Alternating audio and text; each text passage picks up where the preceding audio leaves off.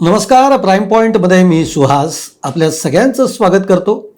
विषय काही आज असा खूप काही असा गंभीर किंवा राजकीय उलथापालथीचा किंवा कुरघोड्यांचा असा काही नाही आहे, पण विषय महत्त्वाचा आहे. ते म्हणजे एकनाथ शिंदेंच्या शिवसेनेनं जे सुरू केलं आहे ते ठाकरेंच्या शिवसेना का नाही करत आहे, हा प्रश्न नक्की तुमच्या मनामध्ये येईल जेव्हा हा सगळा विषय मी तुमच्यासमोर मांडेन. तुम्हाला हेही माहिती आहे की जेव्हा स्थानिक स्वराज्य संस्थांच्या निवडणुका होत्या तेव्हा एकनाथ शिंदेंनी प्रत्येक जिल्ह्यावर एक संपर्क प्रमुख नेमलेले होते. त्याच्यामध्ये स्वतः श्रीकांत शिंदे यांच्यावर मुंबई आणि ठाणे अशी जबाबदारी सुद्धा देण्यात आली होती. ही जबाबदारी श्रीकांत शिंदेंनी अतिशय उत्तमरित्या पार पडली. बरं, याचे रिझल्ट्स देखील काय आहेत तेही समोर आलेले आहेत.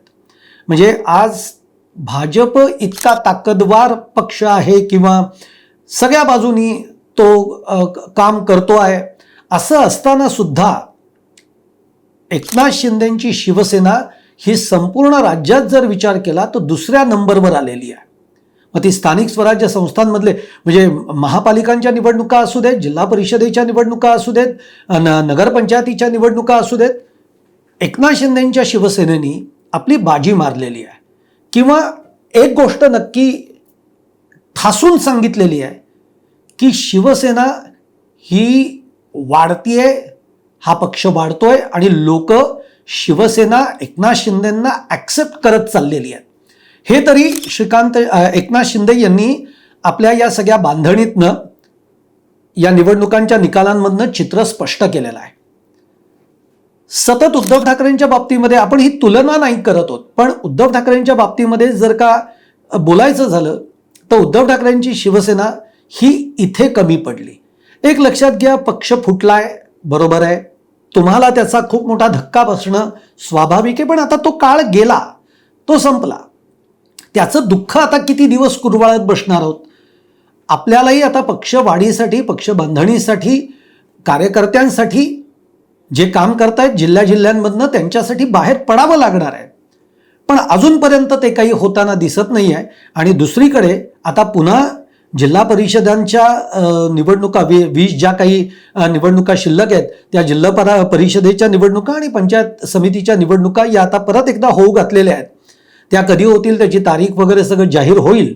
पण शिवसेना एकनाथ शिंदेनी सुरुवात तर केलेली आहे आणि आता याची सगळी जबाबदारी ही श्रीकांत शिंदेंनी स्वतःवर घेतलेली आहे. म्हणजे मधल्या काळामध्ये तुम्हाला माहिती आहे की श्रीकांत शिंदे यांनी मराठवाड्याचा दौरा केला, पश्चिम महाराष्ट्रातल्या काही जिल्ह्यांमध्ये दौरा केला. मराठवाड्यामध्ये जाऊन जिथे कार्यकर्त्यांचे, पदाधिकाऱ्यांचे, नेत्यांच्याबद्दल जर तक्रारी असतील तर त्या तक्रारी सुद्धा ऐकून घेतल्यात आणि नेत्यांना सुद्धा ठणकावलेलं आहे. हे अक्षरशः ठणकावलेलं आहे.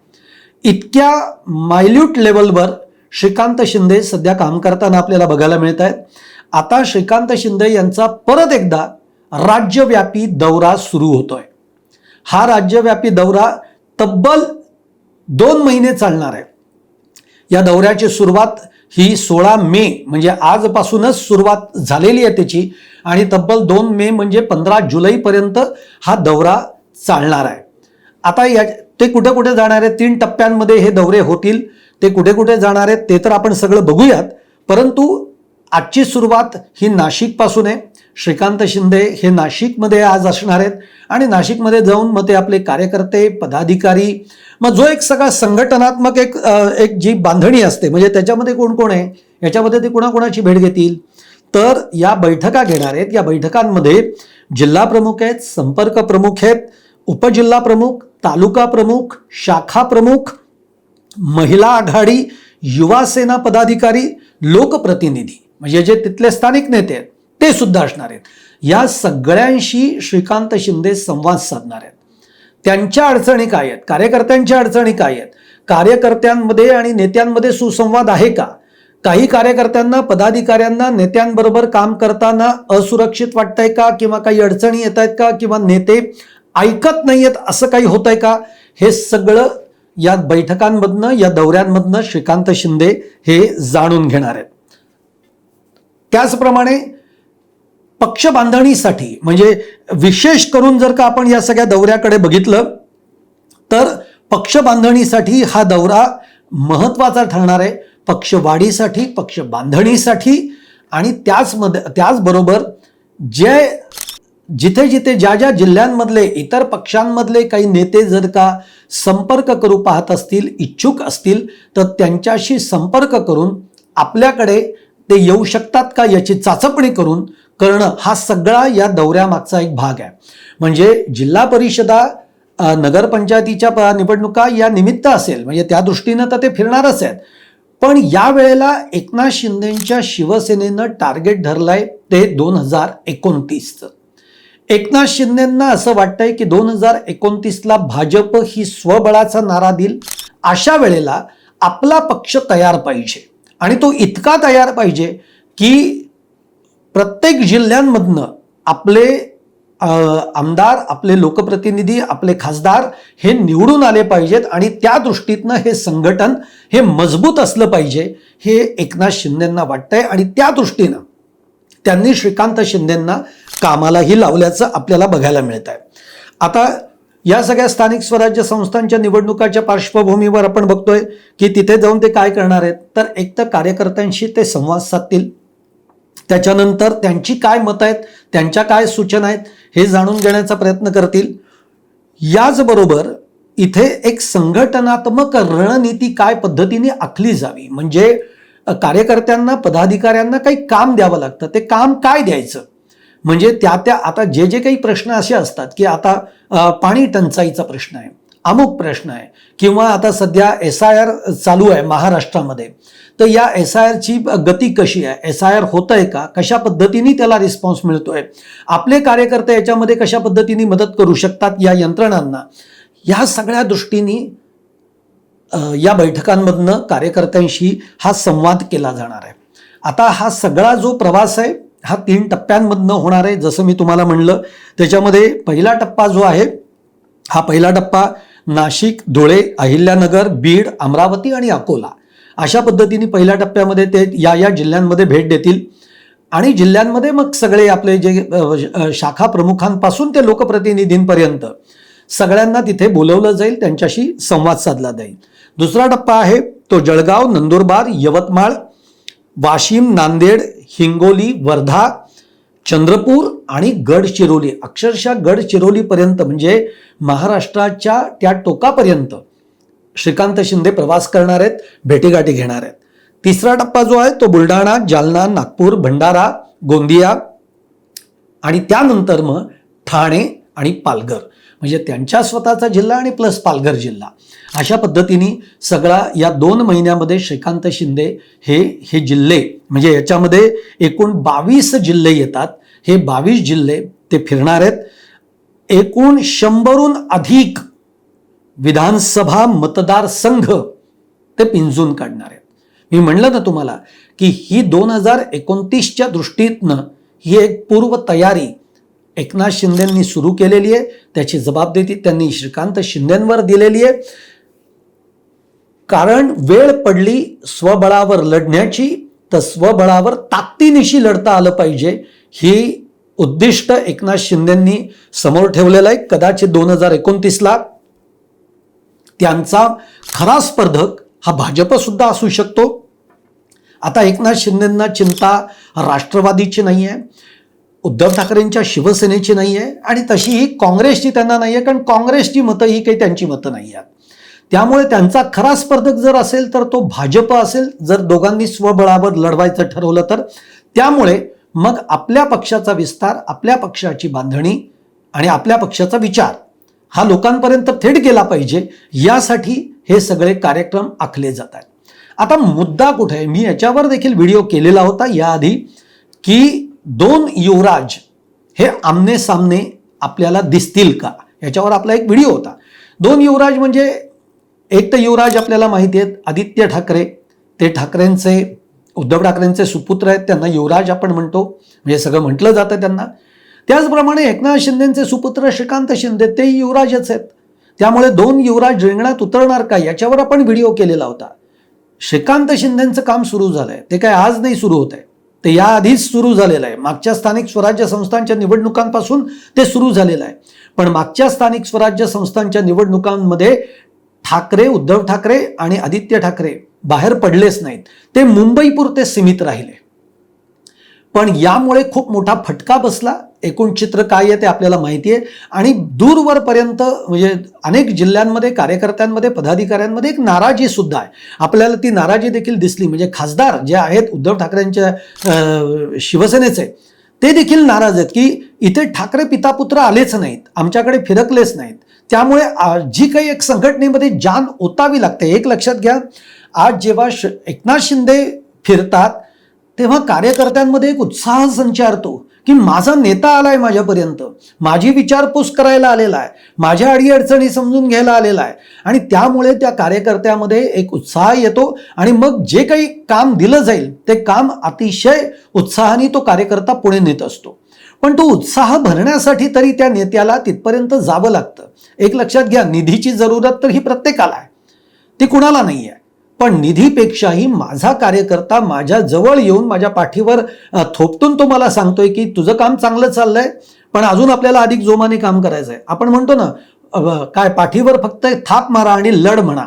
तशीच एक साधी भावना या कार्यकर्त्यांची असते आपल्या नेत्याकडनं. तर त्यामुळे हे आणि एकनाथ शिंदेंना खूप माहिती आहे. त्यातून एकनाथ शिंदे हे पूर्ण ग्राउंडवरचा नेता आहे. म्हणजे मातीतला माणूस आहे, हा मातीतला नेता आहे, तो लोकांमधला माणूस आहे. तो असा खुर्चीत बसून राहून काम करेल असा तो माणूस नाही आहे. आणि हे बघितलेलं आहे आपण. आणि म्हणूनच त्यांची एक इमेज सुद्धा, म्हणजे मुख्यमंत्री असताना सुद्धा त्यांची एक इमेज ही कॉमन मॅन म्हणून तयार झाली. पण आता एकनाथ शिंदेंना 29च्या दृष्टीतनं काय आव्हानं आहेत ही त्यांना चांगली माहिती आहेत. कारण एकनाथ शिंदे हे खूप मुरलेले राजकारणी आहेत. ते कायम म्हणतात मला हलक्यात घेऊ नका, कारण ते मुरलेले राजकारणी आहेत. त्यांना काय करायचंय, काय होणार आहे हे आधीच माहिती असल्यामुळे त्या दृष्टीने ही बांधणी त्यांनी सुरू केली आहे. पण मग उद्धव ठाकरे आणि आदित्य ठाकरेंच्या बाबतीत का असं होताना दिसत नाहीये. म्हणजे या दोघांचे दौरे हे करणार आहेत याची एक बातमी फक्त आपण केली सुद्धा, दिली होती, याची चर्चाही झाली असेल वेगवेगळ्या माध्यमातून. पण आदित्य ठाकरे उद्धव ठाकरे असा काही दौरा प्लॅन करतायत, दोघं एकत्र करतायत किंवा दोघं वेगवेगळे करतायत.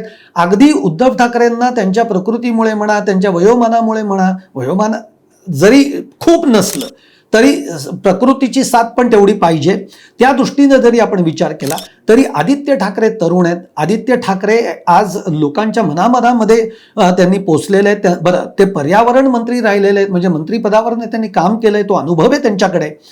असं असताना मुंबईपुरतं सीमित का राहतायत हा प्रश्न उद्धव ठाकरेंच्या शिवसेनेतल्या लोकांनाही पडलाय, शिवसैनिकांनाही पडलाय.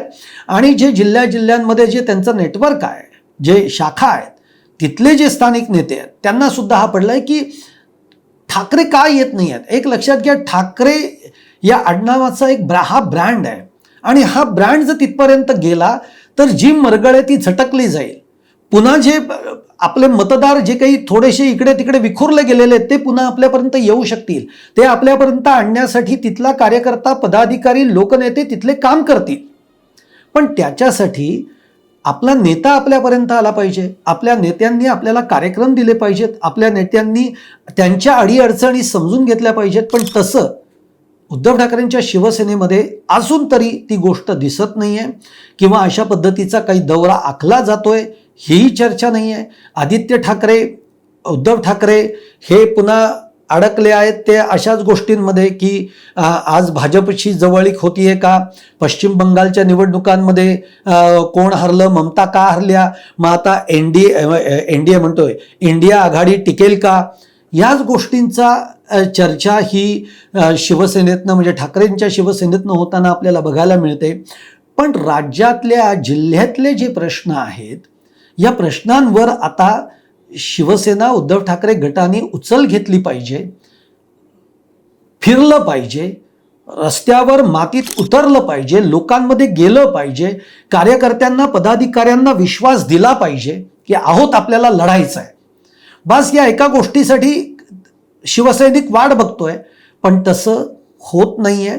कदाचित आतून काही प्लॅनिंग चालू असेल तर ते आत्ता आपल्यापर्यंत नाहीये. पण उद्धव ठाकरेंच्या शिवसेनेला याची नितांत गरज आहे. जी एकनाथ शिंदेची शिवसेना ऑलरेडी तिने दुसरा नंबर या राज्यामध्ये काय आहे, आज भाजपनंतर एकनाथ शिंदेची शिवसेना आहे हे त्यांनी दाखवून दिलंय. पण तरीही एकनाथ शिंदे एक दिवसही शांत बसलेले नाही आहेत. ते आपलं संघटन वाढवत आहेत. लोक आपल्यामध्ये पक्षामध्ये घेण्याचा प्रयत्न करतायत. अगदी नुकतं उदाहरण आनंद परांजपे, ठाण्यामध्ये राष्ट्रवादीचे आनंद परांजपे त्यांनी आपल्याकडे ओढले. हे जे आहे ना, हे काम उद्धव ठाकरेंच्या शिवसेनेला करावं लागणार आहे. तुम्हाला कोणाशीही तुमची युती हो, अन्यथा ना हो, पण शेवटी आपण मेल्याशिवाय स्वर्ग दिसत नाही म्हणतात ना, तशा पद्धतीने तुम्ही जर का ग्राउंडवर उतरला नाहीत, तुम्ही जर का कार्यकर्त्यांपर्यंत गेला नाहीत, नेत्यांपर्यंत गेल्या नाहीत, जिल्ह्यांमध्ये गेला नाहीत, मतदारसंघ पिंजून काढले नाहीत, तर ते यश प्राप्त होणार नाही आहे. म्हणून मी हा श्रीकांत शिंदे यांचा राज्यव्यापी दौरा हा तुमच्या समोर ठेवलाय. ज्या दौऱ्याची सुरुवात ही आजपासून झालेली आहे. तब्बल 2 महिने हा श्रीकांत शिंदे यांचा दौरा असणार आहे आणि एकूण पक्ष बांधणीच्या दृष्टिकोनातनं या दौऱ्याकडे बघितलं जात आहे. तुम्हाला काय वाटतंय? श्रीकांत शिंदे तर मैदानात उतरलेलेच आहेत. आदित्य ठाकरे उतरणार का? कधी उतरतील? आणि खरंच उद्धव ठाकरेंच्या शिवसेनेला आता राज्यभर फिरण्याची गरज आहे का? काय वाटतंय तुम्हाला? नक्की कळवा आपल्या कमेंट बॉक्समध्ये. आणि तुम्हाला माझा व्हिडिओ आवडला असेल तर लाईक करा, शेअर करा, चॅनल सबस्क्राईब करायला विसरू नका.